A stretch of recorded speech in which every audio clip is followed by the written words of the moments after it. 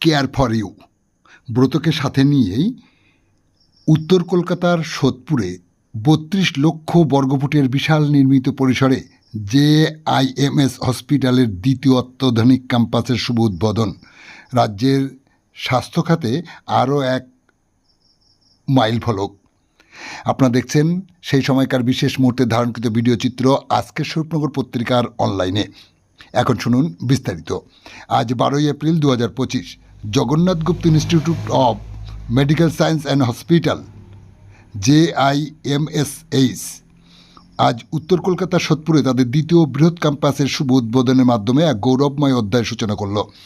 দক্ষিণ 24 পরগনার বাজবাজে অবস্থিত 15 লক্ষ বর্গফুট নির্মিত এলাকায় গঠিত এবং 1050 বেড বিশিষ্ট রাজ্যের বৃহত্তম এনএবিএইচ স্বীকৃত হাসপাতাল জেআইএমএস বজবজ এর অসামান্য সাফল্যের ভিত্তিতে নির্মিত এই নতুন ক্যাম্পাসটি একটি যুগান্তকারী পদক্ষেপ। এই উদ্বোধন অনুষ্ঠানে অনুষ্ঠিত হয় আজ শনিবার 12 এপ্রিল 2025 তারিখে, যা প্রতিষ্ঠানের বিশ্বমানের স্বাস্থ্য পরিষেবা প্রদানে সংকল্পকে আরও দৃঢ় করল। সোদপুর ক্যাম্পাসটির প্রস্তাবিত নির্মাণ এলাকা 17 লক্ষ বর্গফুটেরও বেশি।